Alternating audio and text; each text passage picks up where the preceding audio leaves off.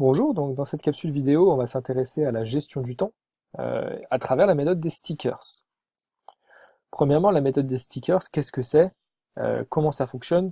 D'où ça vient? Sur quoi c'est basé? Donc déjà, comme vous pouvez le lire probablement, c'est basé sur la matrice de Coway.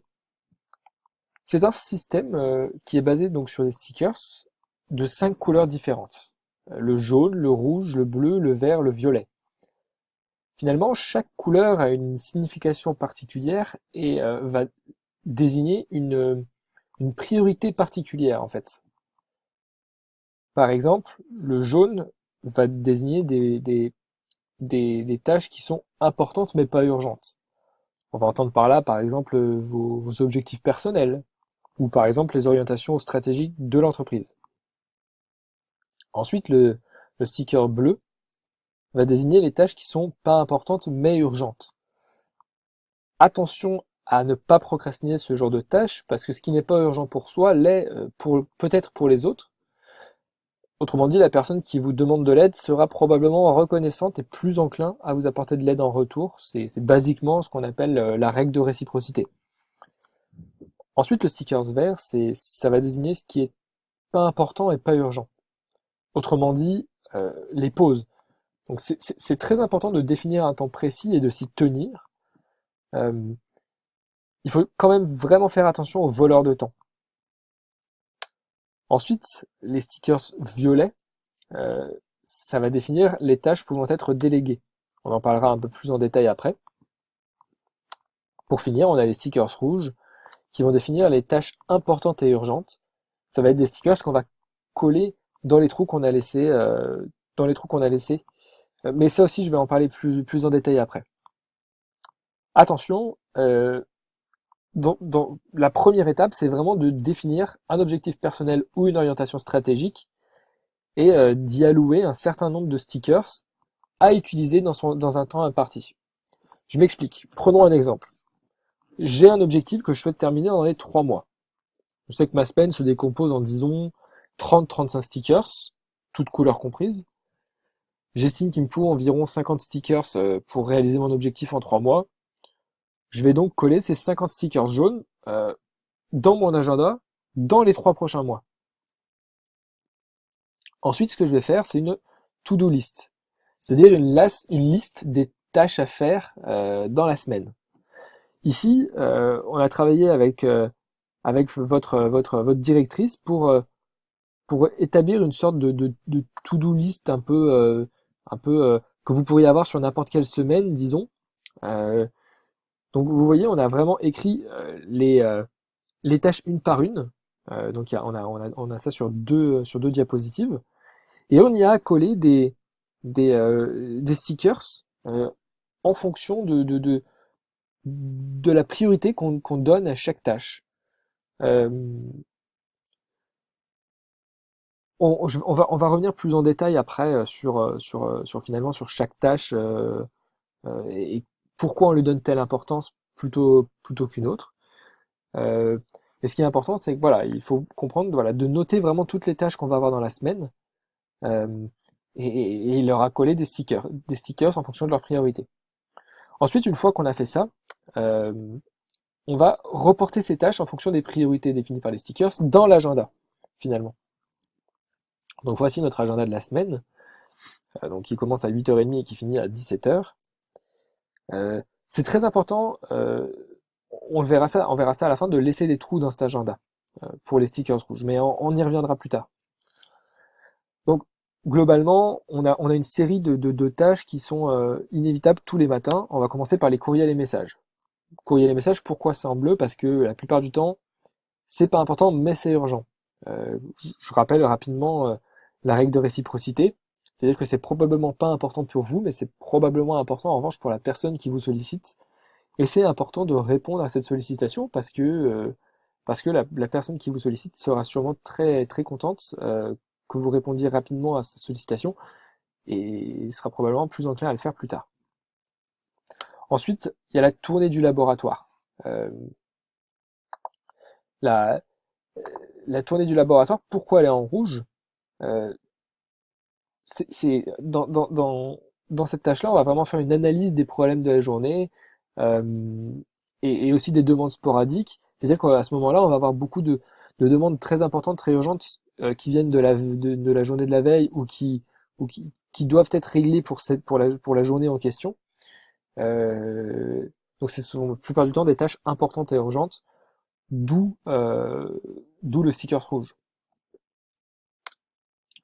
Ensuite, on se rend compte qu'on a la plupart du temps de 10 heures à 11 heures des réunions qui sont en lien avec des projets. Euh, Pourquoi en jaune? Parce que justement, on est sur une idée de projet de long terme. Donc ce sont des tâches qui sont importantes mais pas urgentes. C'est très important de de bien placer ces tâches jaunes en premier. On y reviendra après, mais c'est très important de les placer en premier parce que comme elles sont pas urgentes, on peut avoir tendance à procrastiner si on ne les met pas en premier dans l'agenda et finalement à prendre du retard. Donc on a ici les deux comités de travail par semaine, une réunion de terrain, pardon, un comité de qualité et une réunion des assistants chefs. Ensuite, on continue donc avec nos tâches jaunes euh, avec le projet Optilab, qui est typiquement voilà, le prototype de ce que peut être une tâche jaune. Finalement, ça correspond à quoi? Ça correspond à travailler sur les horaires et les postes de travail, ainsi que sur les surplus de personnel dans le cadre de ce projet, de ce projet Optilab. Le projet Optilab, réellement, c'est une orientation stratégique de l'entreprise. C'est un projet de très long terme. Voilà, on peut pas faire plus jaune que cette tâche-là. Donc on la met en premier dans notre agenda. Je, je précise aussi que le placement en fonction des horaires est complètement arbitraire et que vraiment à titre d'exemple et qui pourra être vraiment adapté selon les semaines, selon les goûts de chacun. C'est vraiment à titre d'exemple. Autre, euh, autre petite, euh, autre petite intervention que je fais, c'est que je ne vais pas placer ici euh, de verre, donc c'est-à-dire les pauses, qui est pas important et pas urgent, pour la simple et bonne raison que je pense que chacun a ses manières de faire des pauses. Certains vont préférer travailler 2 heures et faire une pause importante. Certains vont préférer faire des petites pauses de 5 minutes toutes les 25 minutes. Donc à vous de, de, de- d'inclure vos pauses et de vous y tenir dans les deux sens, que ce soit dans le sens si vous avez prévu une pause de 5 minutes, de ne faire que 5 minutes, mais de ne pas aussi sauter cette pause-là, parce qu'elle est très importante pour reprendre des forces, pour bien continuer après. Donc voilà, pour résumer, dans cet agenda-là, il n'y aura ni les pauses, et en plus de ça, le placement horaire est complètement arbitraire à titre d'exemple, mais voilà. Ensuite, toujours en jaune, c'est s'assurer de la mise à jour et de la production des procédures techniques et grilles de formation. Pourquoi c'est en jaune? Bah, c'est la même, voilà, c'est une mise à jour, c'est une question de long terme, toujours important, mais pas urgent. Il faut vraiment le placer en premier, sinon on ne le fait pas. Et ensuite, la dernière tâche jaune, c'est participer, euh, participer à l'évaluation euh, des technologies de votre département. Donc pourquoi c'est jaune? C'est très important sur le long terme d'avoir une évaluation globale de votre personnel.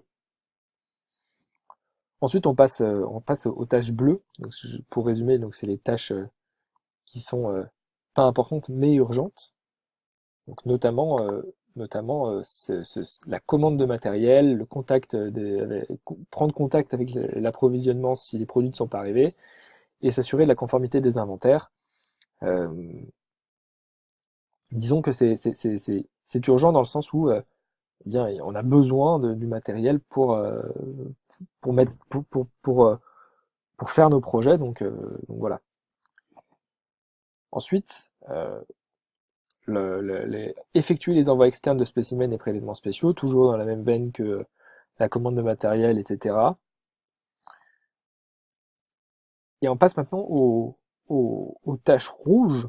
Donc, réponse dans les centres hospitaliers. Il y a deux types de tâches rouges, donc les tâches rouges ou les tâches où on sait que ça va arriver On sait que on va avoir des sollicitations importantes et urgentes, notamment répondre au centre hospitalier. Donc on sait que ça va prendre d'être réactif à ce moment-là. On le met en rouge. L'autre grosse tache rouge, c'est finalement appeler les laboratoires et se déplacer sur place pour les problèmes techniques. Donc c'est pareil, il y a vraiment une idée d'urgence et d'importance particulière s'il faut se déplacer notamment. Euh, donc on le met en rouge parce qu'on sait que ça va arriver. Finalement, on se rend compte qu'il reste quelques cases de livres, donc de 14h à 17h le vendredi et de 16 à 17h le lundi. C'est là qu'on va venir mettre nos stickers rouges. Euh, donc les tâches importantes et urgentes qu'on n'aura pas pu traiter avant, qui seront arrivées comme ça, un peu au dépourvu.